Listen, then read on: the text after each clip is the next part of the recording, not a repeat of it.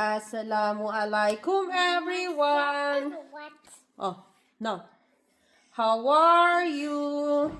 I'm massaging my husband Pete. Pampered time. Baka. Baka naman. So maybe we can ask him another surprise for my followers. Hindi, joke lang. Kahit hindi ko minamasahe itong asawa ko, nagbibigay to. O, di ba? Minamasahe ko lang siya kasi he wanna wear sock. But I always massage my husband leg, feet.